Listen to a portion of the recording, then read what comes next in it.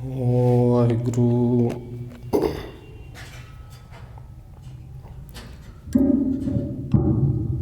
ਇੱਕ ਓੰਕਾਰ ਸਤਿਨਾਮ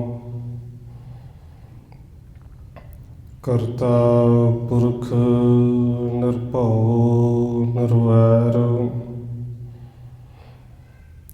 ਅਕਾਲ ਮੂਰਤ ਅਜੂਨੀ ਸੈਭੰ ਗੁਰ ਪ੍ਰਸਾਦ। ਜਿਤਾ ਜੀਉ ਪਿੰਡ ਸਭ ਤੇਰਾ, ਤੂੰ ਅੰਤਰਜਾਮੀ ਪੁਰਖ ਭਗਵਾਨ। ਦਾਸਨ ਦਾਸ ਕਹਿ ਜਨ ਨਾਨਕ, ਜਿਹਾ ਤੂੰ ਕਰਾਹੇ ਤਿਹਾ ਹਉ ਕਰੀ ਵਖਿਆਣ। ਗੁਰ ਨਾਨਕ ਪਦ ਪੰਕਜ ਬੰਦਨ ਬਾਦ, ਪੰਕਜ ਬੰਦਨ ਸਿਮਰਾ ਅੰਗਦ ਦੁਖ ਨਿਕੰਦਨ। ਗੁਰ ਅਮਰਦਾਸ ਹਿਰਦੈ ਨਿਤ ਧਿਆਉ, ਹਿਰਦੈ ਨਿਤ ਧਿਆਉ।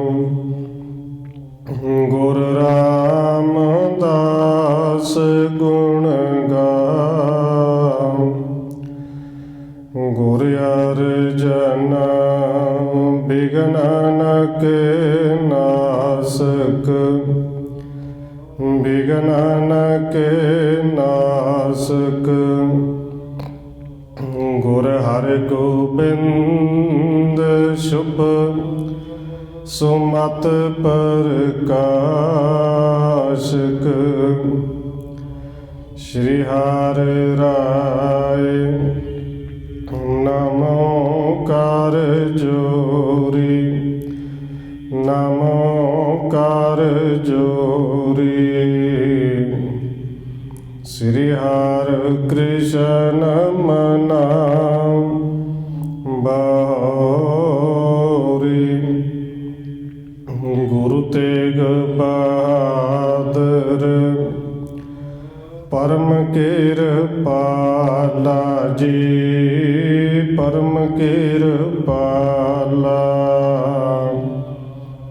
ਗੁਰ ਗੋਬਿੰਦ ਸਿੰਘ ਵਿਸਾਲਾ,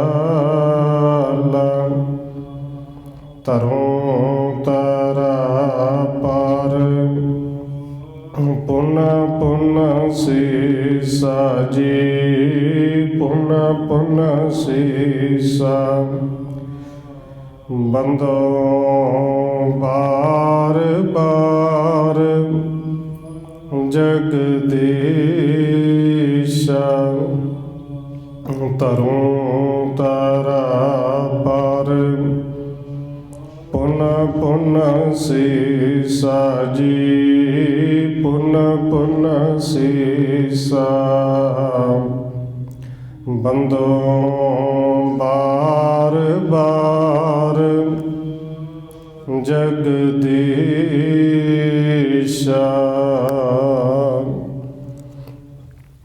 ਜਿਸ ਮੈਂ ਅੰਮ੍ਰਿਤ ਗਿਆਨ ਹੈ, ਮਾਣਕ ਭਗਤ ਬੈਰਾਗ।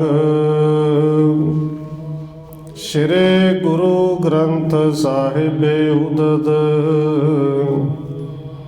ਬੰਦੋ ਕਰ ਅਨੁਰਾਗ। ਏਕ ਓੰਕਾਰਾ ਸਤਿਗੁਰੂ ਜਿਹ ਪ੍ਰਸਾਦ ਸਚ ਹੋਏ। ਵਾਹਿਗੁਰੂ ਜੀ ਕੀ ਫਤਿਹ ਹੈ, ਬਿਘਨ ਬਿਨਾਸਣ ਸੋਏ। ਏਕ ਓੰਕਾਰਾ ਸਤਿਗੁਰੂ ਜੇ ਪ੍ਰਸਾਦ ਸਚ ਹੋਏ। ਵਾਹਿਗੁਰੂ ਜੀ ਕੀ ਫਤਿਹ ਹੈ। ਬਿਘਨ ਬਿਨਾਸਣ ਸੋਏ। ਵਾਹਿਗੁਰੂ ਜੀ। ਚੌਪਈ। ਸੁਣੋ ਨਾਥ ਹਮਰਾ ਇਹ ਜੋਗ, ਪਾਏ ਪ੍ਰਮਾਤਮ ਜਾਏ ਵਿਯੋਗ। ਸਹਿਜ ਜੋਗ ਸੰਤਨ ਮਤ ਐਸੇ, ਸੰਸੈ ਭਰਮ ਨ ਕੀਜੈ ਕੈਸੇ। ਪਰਮ ਸਨਮਾਨਯੋਗ ਸਤਿਗੁਰੂ ਚਵਰ ਛਤਰ ਤਖਤ ਦੇ ਮਾਲਕ ਹਾਜ਼ਰਾ ਹਜੂਰ ਜਹਰਾ ਜਹੂਰ ਸ਼ਬਦ ਗੁਰੂ ਜੁਗੋਂ ਜੁਗ ਅਟਲ ਸਤਿਗੁਰੂ ਧੰਨ ਸ਼੍ਰੀ ਗੁਰੂ ਗ੍ਰੰਥ ਸਾਹਿਬ ਮਹਾਰਾਜ ਸੱਚੇ ਪਾਤਸ਼ਾਹ ਜੀ ਦੀ ਪਾਵਨ ਪਵਿੱਤਰ ਹਜ਼ੂਰੀ ਅੰਦਰ ਜੁੜ ਬੈਠੇ ਸਤਸੰਗੀ ਜਨੋ, ਆਪ ਜੀ ਵੱਡੇ ਭਾਗਾਂ ਵਾਲੇ ਹੋ ਜੋ ਸਤਿਕਾਰਯੋਗ ਪੂਜਨੀਕ ਧੰਨ ਮਾਤਾ ਰਾਜ ਕੌਰ ਜੀ ਦੇ ਪਾਵਨ ਅਸਥਾਨ ਗੁਰਦੁਆਰਾ ਮੰਜੀ ਸਾਹਿਬ ਵਿਖੇ ਸ਼ਾਮਾਂ ਦੇ ਦੀਵਾਨਾਂ ਦੀਆਂ ਹਾਜ਼ਰੀਆਂ ਭਰ ਰਹੇ ਹੋ। ਆਓ ਰੋਜ਼ਾਨਾ ਦੀ ਤਰ੍ਹਾਂ ਧੰਨ ਗੁਰੂ ਅੰਗਦ ਦੇਵ ਮਹਾਰਾਜ ਜੀ ਦੀ ਚੱਲ ਰਹੀ ਲੜੀਵਾਰ ਇਤਿਹਾਸ ਕਥਾ ਦੇ ਨਾਲ ਅਗਲੇਰੀ ਸਾਂਝ ਪਾਉਣ ਤੋਂ ਪਹਿਲਾਂ ਅਸੀਸ ਬਖਸ਼ਿਸ਼ ਕਰੋ ਜੀ। ਰਸਨਾ ਨੂੰ ਕਰੋ ਪਵਿੱਤਰ, ਜਿਤਨੇ ਵੀ ਜੁੜ ਬੈਠੇ ਹੋ ਲਵਾਓ ਹਾਜ਼ਰੀ ਆਖੋ ਜੀ। ਵਾਹਿਗੁਰੂ ਜੀ ਕਾ ਖਾਲਸਾ, ਵਾਹਿਗੁਰੂ ਜੀ ਕੀ ਫਤਿਹ। ਸੁਣੋ ਨਾਥ ਹਮਰਾ ਇਹ ਜੋਗ,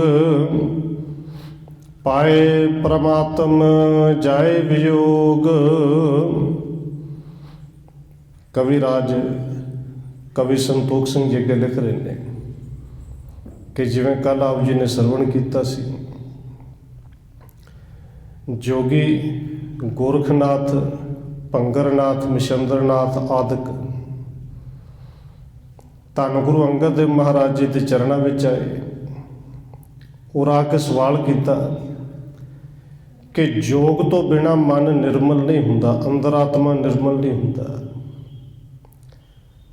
ਤੇ ਬਿਨਾਂ ਜੋਗ ਦੇ ਆਪ ਜੀ ਆਪਣੇ ਸਿੱਖਾਂ ਦਾ ਮਨ ਕਿਵੇਂ ਨਿਰਮਲ ਕਰਦੇ ਹੋ, ਕਿਵੇਂ ਉਪਦੇਸ਼ ਦਿੰਦੇ ਹੋ। ਧੰਨ ਗੁਰੂ ਅੰਗਦ ਦੇਵ ਜੀ ਨੇ ਧੰਨ ਗੁਰੂ ਨਾਨਕ ਸਾਹਿਬ ਦਾ ਉਚਾਰਨ ਕੀਤਾ ਹੋਇਆ, ਉਹ ਸਾਰਾ ਸ਼ਬਦ ਉੱਥੇ ਉਚਾਰਨ ਕਰਕੇ ਉਹਦੇ ਅਰਥ ਸਮਝਾਏ ਕਿ ਜਿਹਦੇ ਵਿੱਚ ਮੁੱਖ ਰੂਪ ਵਿੱਚ ਗੁਰੂ ਸਾਹਿਬ ਜੀ ਕਹਿੰਦੇ ਨੇ, ਜੋਗੀ ਜੀ ਗੱਲੀ ਜੋਗ ਨਾ ਹੋਏ, ਗੱਲਾਂ ਦੇ ਨਾਲ ਮਿਲਾਪ ਨਹੀਂ ਹੁੰਦਾ, ਕੇਵਲ ਪਹਿਰਾਵਾ ਪਾਉਣ ਦੇ ਨਾਲ ਮਿਲਾਪ ਨਹੀਂ ਹੁੰਦਾ। ਅੱਗੇ ਕਵੀ ਸੰਤੋਖ ਸਿੰਘ ਜੀ ਲਿਖ ਰਹੇ ਨੇ ਕਿ ਧੰਨ ਗੁਰੂ ਅੰਗਦ ਦੇਵ ਜੀ ਬਖਸ਼ਿਸ਼ ਕਰ ਰਹੇ ਨੇ, ਸੁਣੋ ਨਾਥ ਹਮਰਾ ਇਹ ਜੋਗ। ਧੰਨ ਗੁਰੂ ਅੰਗਦ ਦੇਵ ਜੀ ਕਹਿੰਦੇ ਨੇ, ਨਾਥ ਜੀ ਸੁਣੋ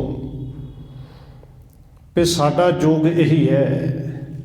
ਜੋਗ ਦਾ ਭਾਵ ਗੱਲ ਕੀਤਾ ਸੀ ਮਿਲਾਪ। ਅਸੀਂ ਜੋਗੀ ਹਾਂ, ਇਸ ਰਸਤੇ ਤੇ ਚੱਲੇ ਹੋਏ ਆ, ਤੇ ਸਾਡਾ ਜੋਗ ਇਹੀ ਹੈ ਕਿ ਪਾਏ ਪ੍ਰਮਾਤਮ ਜਾਏ ਵਿਯੋਗ। ਜੋਗ ਦਾ ਮਤਲਬ ਹੈ ਕਿ ਪ੍ਰਮਾਤਮਾ ਨਾਲ ਮਿਲਾਪ ਹੋ ਜਾਣਾ, ਮਿਲ ਜਾਣਾ। ਪ੍ਰਮਾਤਮਾ ਨੂੰ ਮਿਲ ਲਈਏ, ਅੰਦਰੋਂ ਵਿਯੋਗ ਆਪ ਹੀ ਚਲਾ ਜਾਂਦਾ, ਫਿਰ ਇਕੱਲਾ ਜੋਗ ਰਹਿ ਜਾਂਦਾ ਹੈ। ਸਹਿਜ ਜੋਗ ਸੰਤਨ ਮਤ ਐਸੇ, ਸੰਸੇ ਭਰਮ ਨ ਕੀਜੇ ਕੈਸੇ। ਸਤਿਗੁਰੂ ਜੀ ਕਹਿੰਦੇ ਭਾਈ ਤੁਸੀਂ ਹੱਠ ਯੋਗ ਕਰਦੇ ਹੋ। ਹੱਠ ਯੋਗ ਕਰਨਾ ਵੀ ਸੌਖਾ ਨਹੀਂ। ਹੱਠ ਯੋਗ ਕਰ ਕਰਕੇ ਇੰਨੇ ਸਾਲਾਂ ਬੱਧੀ ਤਪੱਸਿਆ ਕਰਕੇ ਹੋ ਸਕਦਾ ਪ੍ਰਾਪਤੀਆਂ ਬੜੀਆਂ ਤੁਹਾਨੂੰ ਹੋਈਆਂ ਹੋਣ, ਪਰ ਸਾਡਾ ਯੋਗ ਸਹਿਜ ਯੋਗ ਹੈ। ਸ਼ਬਦ ਦੇ ਵਿਚਾਰ ਕਰਨੇ, ਸ਼ਬਦ ਦੇ ਮੁਤਾਬਕ ਆਪਣੇ ਜੀਵਨ ਨੂੰ ਬਣਾ ਲੈਣਾ, ਸਾਡਾ ਯੋਗ ਤੇ ਇਹੀ ਹੈ। ਔਰ ਗੁਰੂ ਸਾਹਿਬ ਜੀ ਕਹਿੰਦੇ ਨੇ, ਸੰਸੈ ਭਰਮ ਨ ਕੀਜੈ ਕੈਸੇ। ਜੋਗੀ ਜੀ ਦੇ ਵਿੱਚ ਸੰਸਾ ਨਹੀਂ ਕਰਨਾ, ਭਰਮ ਨਹੀਂ ਕਰਨਾ, ਕਿਉਂਕਿ ਯੋਗ ਸਿਰਫ ਇਹ ਨਹੀਂ ਕਿ ਹੱਠ ਯੋਗ ਹੀ ਹੋ ਸਕਦਾ ਹੈ, ਪ੍ਰੇਮ ਯੋਗ ਵੀ ਹੁੰਦਾ ਹੈ। ਸ੍ਰੀ ਮੁਖ ਵਾਕ ਸ਼ਲੋਕ ਮਹਲਾ ਦੂਜਾ। ਦੇਖਿਆ ਆਖ ਬੁਝਾਇਆ ਸਿਵਤੇ ਸੱਚ ਸਮੇਉ ਤਿਨ ਕੋ ਕਿਆ ਉਪਦੇਸੀਐ ਜਿਨ ਗੁਰੂ ਨਾਨਕ ਦੇਉ। ਇੱਥੇ ਧੰਨ ਗੁਰੂ ਨਾਨਕ ਸਾਹਿਬ ਜੀ ਨੇ ਫਿਰ ਇੱਕ ਸ਼ਲੋਕ ਉਚਾਰਨ ਕੀਤਾ ਔਰ ਉਹਨੀਆਂ ਜੋਗੀਆਂ ਨੂੰ ਸਮਝਾਉਂਦੇ ਹੋਏ ਕਹਿੰਦੇ ਨੇ, ਭਾਈ ਜਿਨ੍ਹਾਂ ਨੂੰ ਗੁਰੂ ਨਾਨਕ ਦੇਵ ਸੱਚੇ ਪਾਤਸ਼ਾਹ ਜੀ ਆਪ ਸਿੱਖਿਆ ਦੇਣ, ਆਪ ਸਿੱਖਿਆ ਦੇ ਕੇ ਜਿਨ੍ਹਾਂ ਨੂੰ ਪੜ੍ਹਾਇਆ ਹੋਵੇ ਔਰ ਇਸ ਸੱਚ ਦੇ ਰਸਤੇ 'ਤੇ ਜਿਹਨੂੰ ਗੁਰੂ ਨਾਨਕ ਸਾਹਿਬ ਜੀ ਨੇ ਆਪ ਤੋਰਿਆ ਹੋਵੇ, ਦੇਖਿਆ ਆਖ ਬੁਝਾਇਆ ਸਿਵਤੇ ਸੱਚ ਸਮੇਉ, ਸਿਫਤ ਸਲਾਹ ਦੇ ਰਸਤੇ ਦੇ ਵਿੱਚ ਆਪ ਜਿਨ੍ਹਾਂ ਨੂੰ ਲੀਨ ਕਰ ਲੈਂਦੇ ਹੋ। ਤਿਨ ਕੋ ਕਿਆ ਉਪਦੇਸੀ ਹੈ ਜਿਨ ਗੁਰੂ ਨਾਨਕ ਦੇਉ। ਸਤਿਗੁਰੂ ਕਹਿੰਦੇ ਨੇ ਜੋਗੀ ਜੀ ਉਹਨਾਂ ਨੂੰ ਹੋਰ ਕਿਹੜੀ ਸਿੱਖਿਆ ਦੀ ਲੋੜ ਹੈ, ਜਿਨ੍ਹਾਂ ਨੂੰ ਮੇਰੇ ਸਤਿਗੁਰੂ ਸਮਰੱਥ ਗੁਰੂ ਧੰਨ ਗੁਰੂ ਨਾਨਕ ਸਾਹਿਬ ਜੀ ਆਪ ਉਪਦੇਸ਼ ਦਿੰਦੇ ਹੋ, ਜਿਨ੍ਹਾਂ ਨੂੰ ਆਪ ਵਾਹਿਗੁਰੂ ਦਾ ਉਪਦੇਸ਼, ਆਪ ਗੁਰ ਮੰਤਰ ਦਾ ਉਪਦੇਸ਼ ਦਿੱਤਾ ਹੋਵੇ, ਉਹਨਾਂ ਨੂੰ ਹੋਰ ਉਪਦੇਸ਼ ਤੁਸੀਂ ਕੀ ਦਿਓਗੇ? ਹੋਰ ਕੋਈ ਉਪਦੇਸ਼ ਕੀ ਦੇ ਸਕਦਾ ਹੈ? ਚਉਪਈ ਐਮ ਸੁਣ ਸਿੱਧ ਭਏ ਸੋ ਪ੍ਰਸੰਨ ਸ੍ਰੀ ਨਾਨਕ ਤੁਮ ਰੂਪ ਸੋ ਧੰਨ। ਸਤਿਗੁਰੂ ਜੀ ਦੇ ਪਾਵਨ ਬਚਨ ਸੁਣ ਕੇ ਸਿੱਧ ਜਿਹੜੇ ਨੇ ਸਾਰੇ ਬੜੇ ਪ੍ਰਸੰਨ ਹੋਏ। ਗੋਰਖਨਾਥ ਕਹਿੰਦਾ ਕਿ ਸਤਿਗੁਰੂ ਜੀ ਤੁਸੀਂ ਧੰਨ ਹੋ, ਤੁਸੀਂ ਧੰਨ ਗੁਰੂ ਨਾਨਕ ਦੇਵ ਦਾ ਹੀ ਰੂਪ ਹੋ। ਉਚਿਤ ਜਾਣ ਤੂੰ ਕੋ ਦਈ ਗਾਦੇ ਸਿੱਖ ਉਧਾਰੋ ਕਰ ਅਹਲਾਦੇ। ਇਹ ਗੋਰਖਨਾਥ ਆਦਿ ਸਾਰੇ ਸਿੱਧ ਹੱਥ ਜੋੜ ਕੇ ਕਹਿੰਦੇ ਨੇ ਕਿ ਧੰਨ ਗੁਰੂ ਨਾਨਕ ਦੇਵ ਸੱਚੇ ਪਾਤਸ਼ਾਹ ਜੀ ਆਪ ਪਰਮੇਸ਼ਰ ਸਨ ਔਰ ਉਹਨਾਂ ਨੇ ਬਿਲਕੁਲ ਆਪ ਜੀ ਨੂੰ ਯੋਗ ਸਮਝ ਕੇ ਹੀ ਆਪਣੀ ਥਾਂ ਤੇ ਇਸ ਗੁਰਤਾ ਗੱਦੀ ਤੇ ਬਿਠਾਇਆ ਹੈ। ਪ੍ਰਸੰਨ ਚਿੱਤ ਹੋ ਕੇ ਸਿੱਖਾਂ ਦਾ ਉਧਾਰ ਕਰੋ। ਕਰ ਆਦੇਸ਼ ਆਦੇਸ਼ ਚਲੇ ਹੈ ਉੱਤਰ ਲੈ ਕਰ ਕਹਿਤ ਭਲੇ ਹੈ। ਵੇਖਣ ਆਏ ਸਨ ਕਿ ਧੰਨ ਗੁਰੂ ਨਾਨਕ ਸਾਹਿਬ ਜੀ ਨੇ ਜਿਨ੍ਹਾਂ ਨੂੰ ਬਿਠਾਇਆ ਹੈ ਉਹਨਾਂ ਵਰਗੇ ਨੇ। ਪਰਖ ਕਰਨ ਆਏ ਸਨ ਤੇ ਜਿਨ੍ਹਾਂ ਨੇ ਇਹ ਕਹਿ ਦਿੱਤਾ ਸੀ ਧੰਨ ਗੁਰੂ ਨਾਨਕ ਸਾਹਿਬ ਜੀ ਨੂੰ ਕਿ ਤੁਸੀਂ ਧੰਨ ਗੁਰੂ ਨਾਨਕ, ਧੰਨ ਨਾਨਕ ਤੇਰੀ ਵੱਡੀ ਕਮਾਈ, ਤੂੰ ਸਭ ਤੋਂ ਵੱਡਾ ਹੈ, ਤੇਰੀ ਕਮਾਈ ਵੱਡੀ ਹੈ। ਬਿਲਕੁਲ ਇਸੇ ਤਰ੍ਹਾਂ ਕਹਿੰਦੇ ਨੇ ਆਦੇਸ਼ ਆਦੇਸ਼ ਨਮਸਕਾਰ ਹੈ, ਤੁਸੀਂ ਵੀ ਧੰਨ ਹੋ, ਤੁਹਾਡੀ ਕਮਾਈ ਵੱਡੀ ਹੈ। ਜਿਹੜਾ ਉੱਤਰ ਲੈਣ ਆਏ ਸਨ ਭਲੇ ਤਰੀਕੇ ਨਾਲ ਉੱਤਰ ਲਿਆ ਤੇ ਸਭ ਨੇ ਇਹ ਕਿਹਾ ਕਿ ਭਲਾ ਹੈ, ਇਹੀ ਭਲਾ ਹੈ। ਸ਼੍ਰੀ ਨਾਨਕ ਕਲ ਯੁਗ ਮਹਿ ਭਾਰੇ ਤਾਰ ਅਵਤਾਰ ਅਦਿਕ ਨਾਰ ਤਾਰੇ। ਨਮਸਕਾਰ ਕਰਕੇ ਚਲੇ ਗਏ ਨੇ। ਕਹਿੰਦੇ ਧੰਨ ਗੁਰੂ ਨਾਨਕ ਦੇਵ ਸੱਚੇ ਪਾਤਸ਼ਾਹ ਜੀ ਇਸ ਕਲਯੁਗ ਦੇ ਵਿੱਚ ਬੜੇ ਭਾਰੇ ਮਹਾਨ ਸਨ, ਕਲਾਵਾਨ ਸਨ, ਸਮਰੱਥ ਸਨ। ਆਪ ਪਰਮੇਸ਼ਰ ਅਵਤਾਰ ਲੈ ਕੇ ਗੁਰੂ ਨਾਨਕ ਸਾਹਿਬ ਜੀ ਦੇ ਰੂਪ ਵਿੱਚ ਆਏ ਨੇ। ਮਾਰਗ ਸਕਲ ਸਰਾਹਤ ਗਏ ਉਚਿਤ ਲਖੇ ਨਿਜ ਥਲ ਥਿਤ ਕਏ। ਜੋਗੇ ਕਹਿੰਦੇ ਸਾਰੇ ਰਸਤੇ ਆਪਸ ਵਿੱਚ ਧੰਨ ਗੁਰੂ ਨਾਨਕ ਸਾਹਿਬ ਜੀ ਦੀ ਸਿਫਤਾਂ ਕਰਦੇ ਗਏ ਕਿ ਧੰਨ ਗੁਰੂ ਅੰਗਦ ਦੇਵ ਜੀ ਨੂੰ ਆਪਣੀ ਥਾਂ ਤੇ ਜੋ ਉਹਨਾਂ ਨੇ ਸਥਾਪਿਤ ਕੀਤਾ ਉਹਨਾਂ ਦੇ ਰੂਪ ਨੇ, ਬਿਲਕੁਲ ਉਚਿਤ ਨੇ। ਉਚਿਤ ਜਾਣ ਕੇ ਇਸ ਗੁਰਤਾ ਗੱਦੀ ਤੇ ਬਿਠਾਇਆ ਹੈ। ਹਿਮ ਸ੍ਰੀ ਅੰਗਤ ਉੱਤਰ ਦੀਨੇ ਸਿੱਖ ਚਹੁੰ ਦਿਸ ਵਿੱਚ ਆਪ ਅਸੀਨੇ। ਕਹਿੰਦੇ ਇਸ ਤਰ੍ਹਾਂ ਧੰਨ ਗੁਰੂ ਨਾਨਕ ਸਾਹਿਬ ਜੀ ਨੇ ਉਹਨਾਂ ਸਿੱਧਾਂ ਦੇ ਸਵਾਲਾਂ ਦਾ ਜਵਾਬ ਦਿੱਤਾ। ਸਿੱਧ ਪ੍ਰਸੰਨ ਨੇ, ਗੁਰੂ ਕੇ ਸਿੱਖ ਪ੍ਰਸੰਨ ਨੇ ਕਿ ਏਡੇ ਏਡੇ ਵੱਡੇ ਪੁੱਗੇ ਹੋਏ ਜੋਗੀ ਔਰ ਧੰਨ ਗੁਰੂ ਅੰਗਦ ਦੇਵ ਸੱਚੇ ਪਾਤਸ਼ਾਹ ਨੇ ਜਿਹੜੇ ਢੰਗ ਨਾਲ ਉਹਨਾਂ ਨੂੰ ਉੱਤਰ ਦਿੱਤਾ ਹੈ, ਕੇਵਲ ਉੱਤਰ ਨਹੀਂ, ਇਹ ਸਾਨੂੰ ਉਪਦੇਸ਼ ਵੀ ਹੈ। ਗੁਰੂ ਸਾਹਿਬ ਦੀ ਬਾਣੀ ਉਹਨਾਂ ਤੋਂ ਅਰਥ ਸੁਣ ਕੇ ਸਿੱਖ ਵੀ ਪ੍ਰਸੰਨ ਨੇ।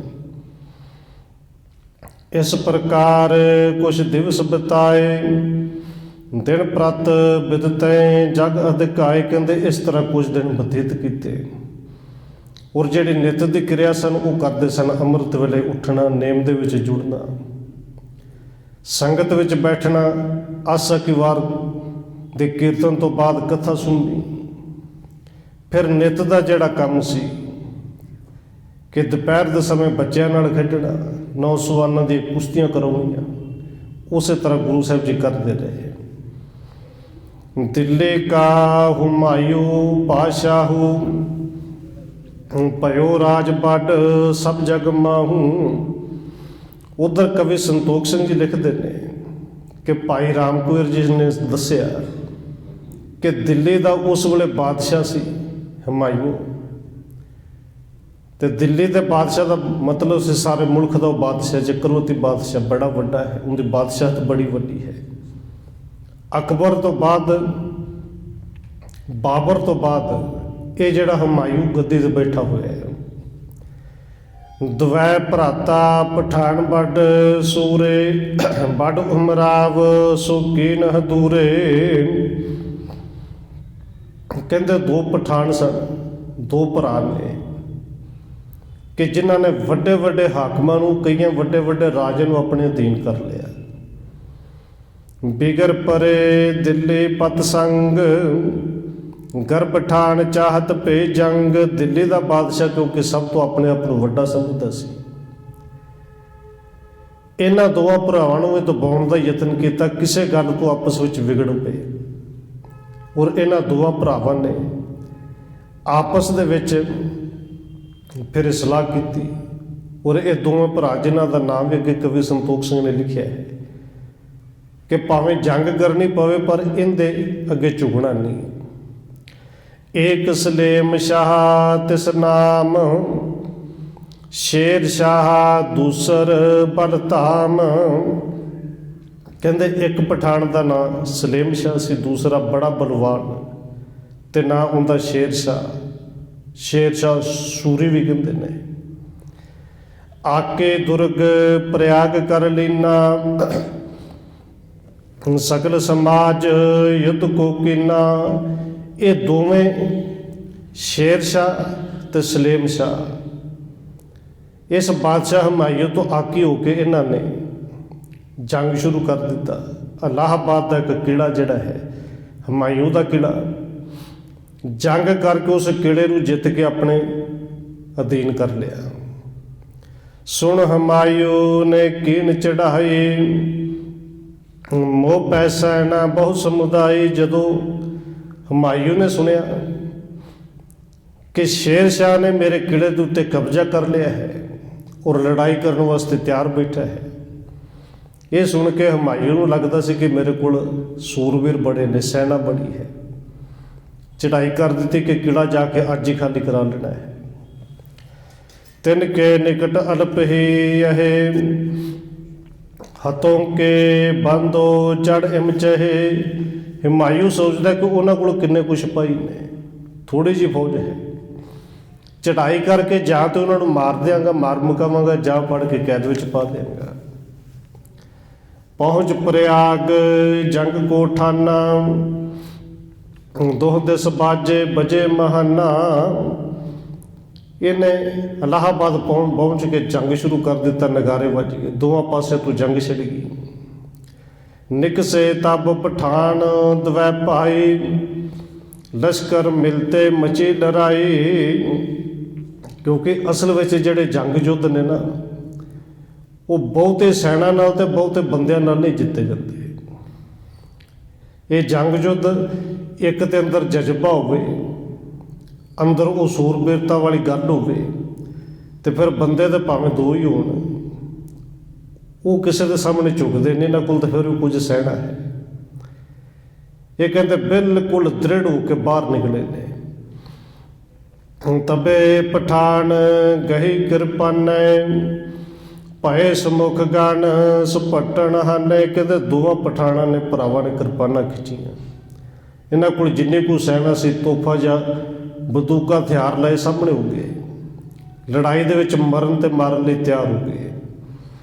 ਕਹੋ ਕਹਾ ਲੱਗ ਜੁਧ ਅਖਾਰਾ, ਲੋਥੈ ਬਿਥਰੇ ਧਰਾ ਮਜਾਰਾ। ਕਵੀ ਸੰਤੋਖ ਸਿੰਘ ਜੀ ਕਹਿੰਦੇ ਨੇ ਕਿ ਇਸ ਜੰਗ ਦਾ ਹਾਲ ਤੇ ਕਿੱਥੋਂ ਤੱਕ ਵਾ, ਮੁੱਕਦੀ ਗੱਲ ਇਹ ਹੈ ਕਿ ਚਾਰ ਸਫੇਰੇ ਕੁਝ ਸਮੇਂ ਤੋਂ ਬਾਅਦ ਲਾਸੇ ਲਾਸੇ ਖਿਲਰੀਆਂ ਪਈਆਂ ਸਨ। ਜਬੇ ਬ੍ਰਿੰਦ ਤਰਵਾਰੇ ਚਾਲੇ, ਰੰਗ ਭੂਮਿਕਾ ਪਸਰੇ ਲਾਲੇ। ਜਦੋਂ ਤਲਵਾਰਾਂ ਦੋਵੇਂ ਪਾਸੇ ਤੋਂ ਚੱਲੀਆਂ, ਸਾਰੇ ਧਰਤੀ ਜਿਹੜੀ ਸੀ ਲਹੂ ਦੇ ਨਾਲ ਲਾਲ ਹੋ ਗਈ। ਪਾਤਸ਼ਾਹ ਕੋ ਲਸ਼ਕਰ ਭਾਗਾ, ਨਹੀਂ ਪਠਾਨਣ ਕੋ ਲਿਏ ਆਗਾ। ਬਾਦਸ਼ਾਹ ਹਮਾਯੂ ਦਾ ਜਿਹੜਾ ਲਸ਼ਕਰ ਸੀ, ਸੈਨਾ ਸੀ, ਇਹ ਪਠਾਨ ਭਰਾਵਾਂ ਦੇ ਸਾਹਮਣੇ ਅੜ ਨਹੀਂ ਸਕੀਆਂ। ਇਹਨਾਂ ਦੇ ਤਲਵਾਰ ਦੀ ਤਾਬ ਨੂੰ ਸਹਿ ਨਹੀਂ ਸਕੀਆਂ। ਇਹ ਫੌਜਾਂ ਜਿਹੜੀਆਂ ਨੇ ਭੱਜ ਉੱਠੀਆਂ। ਤਸ਼ਾ ਮੁਸ਼ ਤਰਵਾਰਨ ਕਰਕੇ, ਕਾਇਰ ਭਜੇ ਨਾ ਹੇਰਤ ਫਿਰ ਕੈ।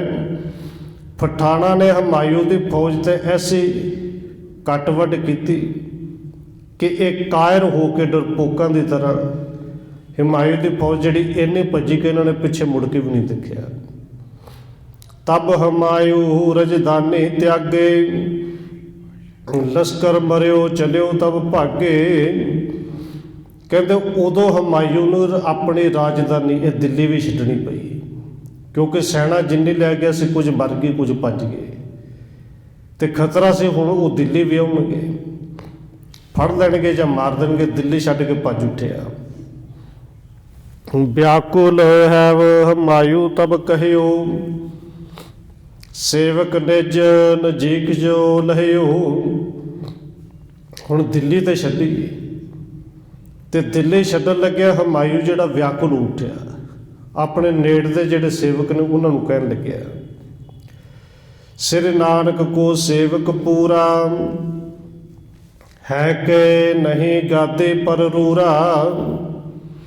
ਆਪਣੇ ਸੇਵਕ ਨੂੰ ਪੁੱਛਦਾ ਕਿ ਧੰਨ ਗੁਰੂ ਨਾਨਕ ਦੇ ਸੱਚੇ ਪਾਤਸ਼ਾਹ ਜਿਹੜੇ ਪੂਰਨ ਗੁਰੂ ਸਨ, ਆਪ ਖੁਦਾ ਸਨ, ਉਹਨਾਂ ਦਾ ਕੋਈ ਸੇਵਕ ਉਹਨਾਂ ਦੇ ਥਾਂ ਤੇ, ਉਹਨਾਂ ਦੀ ਗੱਦੀ ਤੇ ਬੈਠਾ ਹੈ ਕਿ ਨਹੀਂ। ਤੇ ਸੋ ਕਰਹਿ ਮੇਲ ਹਮ ਜਾਈ, ਮਮ ਪਿਤ ਬਾਬਰ ਤਹ ਤੇ ਪਾਈ। ਕਿਉਂਕਿ ਅਸੀਂ ਉਹਨਾਂ ਨੂੰ ਜਾ ਕੇ ਮਿਲਣਾ ਚਾਹੁੰਦੇ ਹਾਂ। ਮੇਰੇ ਪਿਤਾ ਬਾਬਰ ਨੇ ਇਹ ਰਾਜ ਸੱਤਾ ਉਹਨਾਂ ਤੋਂ ਪ੍ਰਾਪਤ ਕੀਤੀ ਸੀ, ਧੰਨ ਗੁਰੂ ਨਾਨਕ ਸਾਹਿਬ ਜੀ ਤੋਂ। ਔਰ ਇਤਿਹਾਸ ਆਪਾਂ ਸਾਰਾ ਸਾਂਝਾ ਕਰਕੇ ਆਏ ਹਾਂ। ਬਾਬਰ ਨੇ ਭਾਵੇਂ ਗੁਰੂ ਸਾਹਿਬ ਜੀ ਨੂੰ ਗ੍ਰਿਫਤਾਰ ਵੀ ਕੀਤਾ, ਜੇਲ੍ਹ ਵਿੱਚ ਵੀ ਡੱਕਿਆ, ਪਰ ਅਖੀਰ ਤੇ ਬਾਬਰ ਨੂੰ ਝੂਕਣਾ ਪਿਆ ਸੀ। ਔਰ ਉਹਨੇ ਧੰਨ ਗੁਰੂ ਨਾਨਕ ਸਾਹਿਬ ਜੀ ਤੇ ਬਚਨ ਮੰਗੇ ਸਨ ਕਿ ਸਤਿਗੁਰੂ ਜੀ ਕਿਰਪਾ ਕਰੋ, ਇਹ ਰਾਜ ਭਾਗ ਮੇਰਾ ਚੱਲਦਾ ਰਹੇ। ਔਰ ਧੰਨ ਗੁਰੂ ਨਾਨਕ ਸਾਹਿਬ ਜੀ ਕਹਿੰਦੇ ਸੀ, ਭਾਈ ਚੱਲੇਗਾ, ਪੀੜ੍ਹੀਆਂ ਤੱਕ ਚੱਲੇਗਾ। ਉਦੋਂ ਤੱਕ ਚੱਲੇਗਾ ਜਦੋਂ ਤੱਕ ਤੁਸੀਂ ਕਿਸੇ ਦੇ ਨਾਲ ਵਧੀਕੀ ਨਹੀਂ ਕਰੋਗੇ, ਪ੍ਰਜਾ ਦੇ ਨਾਲ ਨਿਆਂ ਕਰੋਗੇ, ਇਹ ਰਾਜ ਭਾਗ ਚੱਲਦਾ ਰਹੇਗਾ। ਕਹੇ ਪੁਸਤ ਲੋ ਫੁਰਿਓ ਨਾ ਬੈਨਾ, ਬੂਝੇ ਤਿਹ ਸੋ ਜਿਹ ਉਰ ਭੈ ਨਾ। ਉਰ ਹਮਾਯੂ ਗੱਲ ਜਾਣਦਾ ਸੀ ਕਿ ਗੁਰੂ ਸਾਹਿਬ ਨੇ ਬਚਨ ਕਹੇ ਸਨ, ਪਰ ਉਹਨਾਂ ਦੇ ਬਚਨ ਪੂਰੇ ਕਿਉਂ ਨਹੀਂ ਹੋਏ। ਇਹ ਤੇ ਪੁਸਤਾਂ ਤੱਕ ਗਿਆ ਸੀ, ਹਜੇ ਤੇ ਦੂਜੀ ਪੀੜ੍ਹੀ ਹੈ।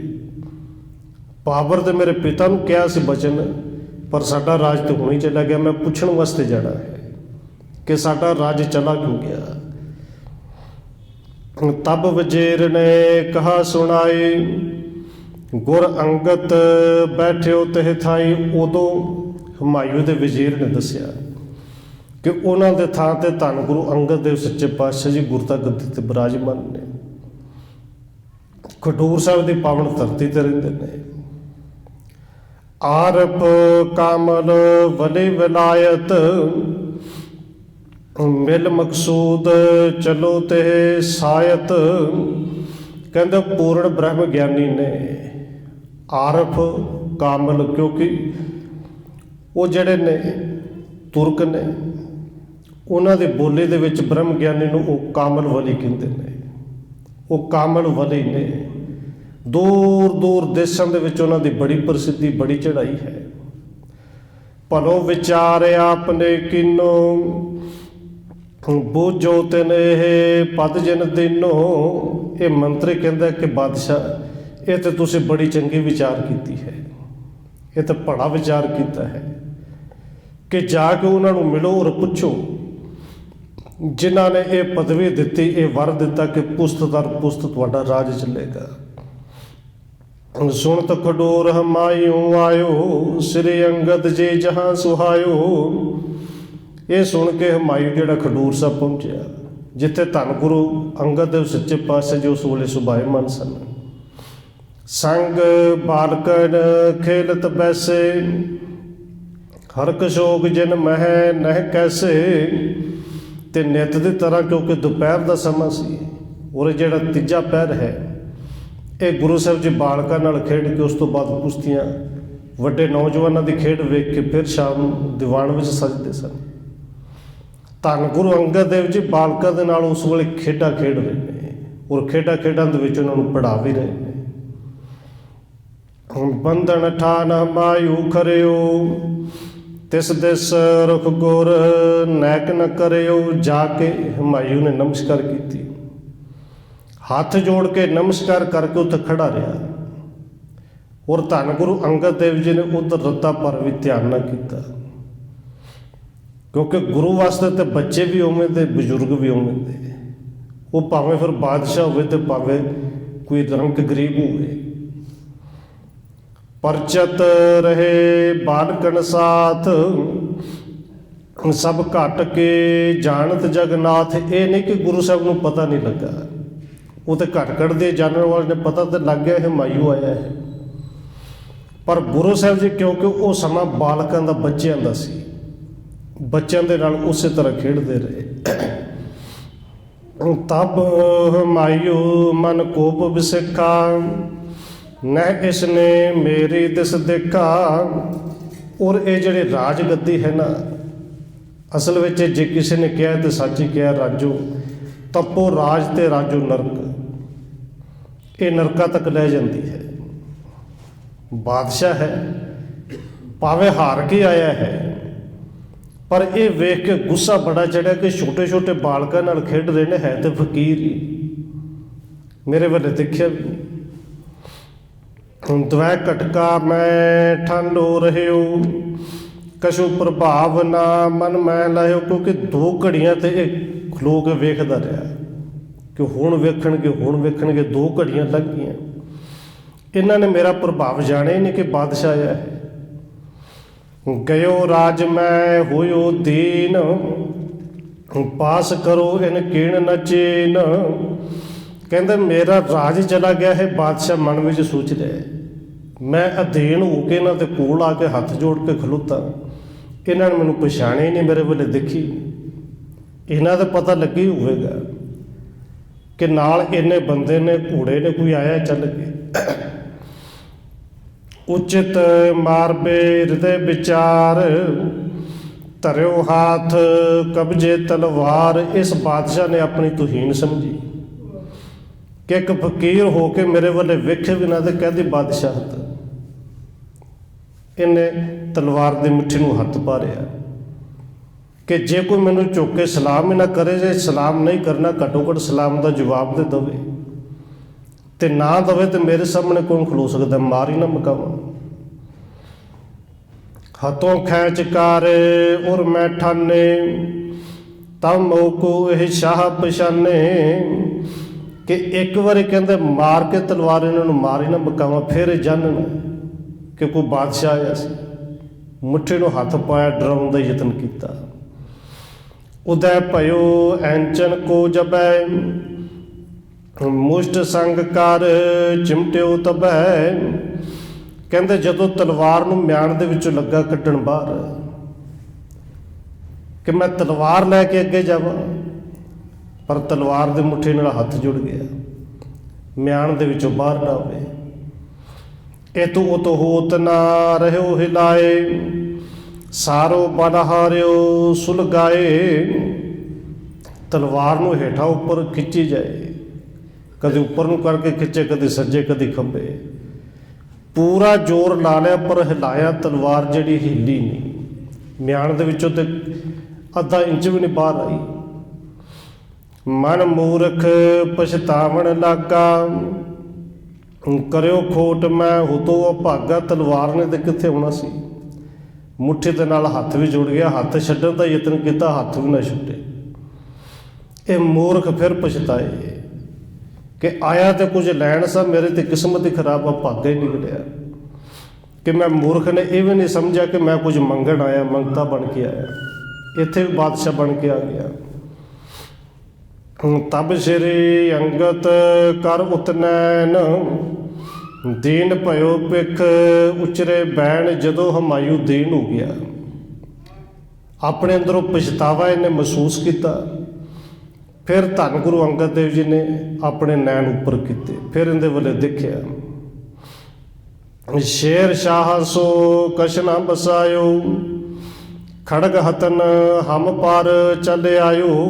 और सतगुरु जी ने वेखदे नाल की किया, हमायूं कहते जिथे तलवार कढ़नी सी उत्थे तो कढ़ नहीं सकिया, जिथे चलाउणी सी उत्थे तो चला नहीं सकिया। वो शेरशाह तो उत्ते हार के आ गया, सूरी तो हार के आ गया, तो इत्थे आके फकीरां नूं मारन वास्ते किरपान कढ़ते, इत्थे मुठे नूं हत्थ पाउंदा, इत्थे अपना जोर विखाउण लग्या है। कायर भयो भाज कर आवा, हमें सूरता चाहे दिखावा। सतगुरु कहते ने हमायूं उतों तक कायरां की तरह डरपोकां की तरह भज है मूछ पा के, ते सानू अपनी आखे ते सूरबीरता विखाउणा चाहुंदा है। तब हमायूं बहु बिनती ठानी, सिमो गुरु मैं बड़ अनजानी। क्योंकि ये जड़े राजनेता होंदे ने राजगद्दियां ते, भावें उदों ते भावें अज की गल कर लईए, क्योंकि राजनीति दे विच फर्क नहीं। बस उदों तलवार की राजनीति सी, हुण वोटां दी है, और नीतियां उस तरह दी ने। जदों वोटां लैणियां हुंदियां ने फिर कुछ भी करते हैं। किसी ने किसी बाबे नूं युद्ध कर लिया, किसी बाबे ने कह दिता कि असीं फलानी पार्टी दे नाल हां, और अज ये हार के आया है। हुण हत्थ जोड़ के बेनती कर रहा कि सतगुरु जी मैं अणजाण सा, मैं मूर्ख सा, मैं तुहाडी महिमा नूं जान नहीं सकिया, किरपा करो पहलों तो मैनूं बख्श लो। सिर नानक ते जात खुदाए, तिन के बख्शिश होत बिलाए। हुण हमायूं तरले लैके कह रहे कि सतगुरु धन गुरु नानक साहिब जी खुदा सन, खुदा का रूप सन, असीं खुदा मनने सा। तो उन्हां दी बख्शिश नाल जिहड़ी उन्हां दी बख्शिश उन्होंने की, वो बख्शिश उन्हां दी साडे ते खत्म हो गई लगती है। उन्हां दी बख्शिश कहते तिन के बख्शिश होत बिलाए चली गई लगती है, क्योंकि राज पुस गया है। यह क्या कारण बूझने आवा, तुम सो उनको भेद ना पावा। क्योंकि अद्धियां गल्लां तो सानूं भी चेते रह जांदियां ने जी। इन्हां तो असीं पढ़ी जाने राज करेगा खालसा, इन्हां तो असीं पढ़ी जाने हाँ कि जब रहो खालसा रहे न्यारा, पर ना असीं न्यारे रहे ते ना ही असीं खालसे बने। असीं पढ़ी जरूर जाने हैं, जब गए विप्रन की रीत मैं न करूँ इनकी प्रतीत। विप्रन की रीत भी नहीं छड्ड रहे, खालसे भी बनी जाने। इवें दी हालत कुछ होंदी है। कई भी जाता कि गुरु साहब जी की किरपा सी, वो किरपा किते चली गई है, पर क्योंकि भुल गया गुरु साहब ने यह भी तो कहा सी ना, किसी नाल वाधा नहीं करना, न्याय की गल करनी है।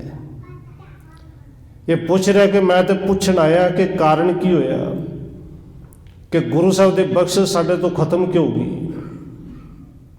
श्री अंगद सुन के कह बानी, कशु बेअदली की न महानी। ये सुन के धन गुरु अंगद देव जी कहते हैं, भाई गुरु की किरपा कदे नहीं खत्म होती, गुरु की बख्शिश की हुई खत्म थोड़ी होती है। ये तो कोई ना कोई जरूर किसी के नाल तू ही बेइंसाफी की जे चला गया है राज, क्योंकि अगली गल चेते नहीं ना रखी। या ते भयो तोहे त्रिस्कारा, अब जे धरत ना कर तरवारा। सतगुरु जी कहते हैं भाई इस करके तुहाडे इन्नी नरादरी हुई, दिल्ली छड्डनी पई, लोकां दी नज़रां च भगौड़ा बनिया। पर गुरु साहब जी कहते हुण जे आया सा ना, हुण भी जे मुट्ठी नूं हत्थ ना पाउंदा, तलवार नूं हत्थ ना पाउंदा, तो पातशाहत अब ही पावत, दर्शन को फल आनंद पतावत। ते हमायूं जे श्रद्धा नाल आके दर्शन करदा, दर्शनां दा फल हुणे मिल जाना सी, तेरे बादशाह हुणे तैनूं वापस मिल जावी सी।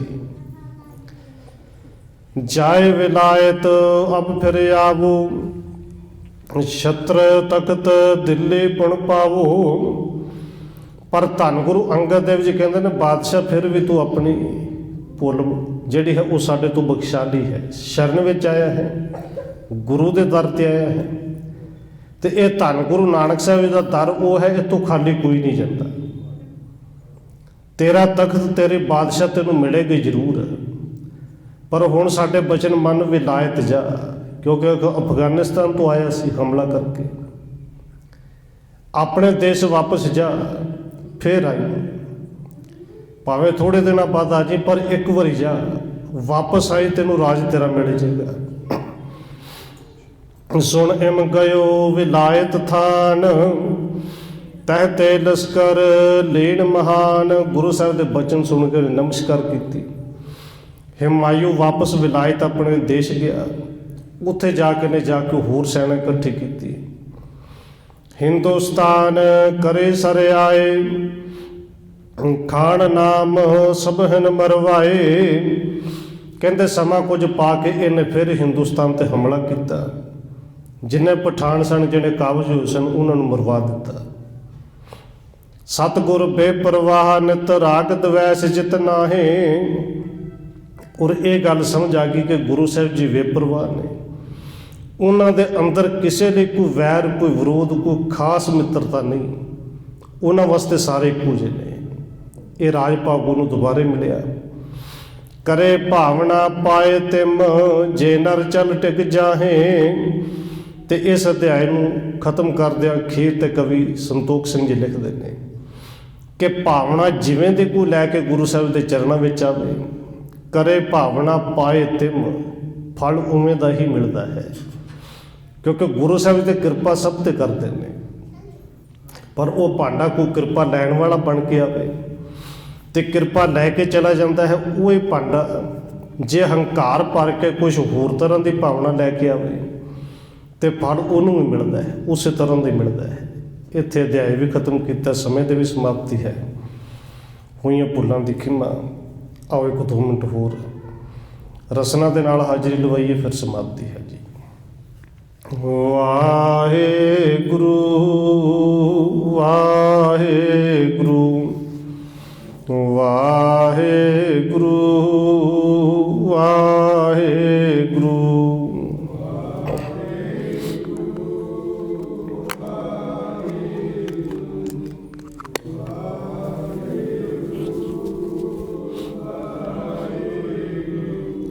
वाहेगुरु वाहेगुरु वाहेगुरु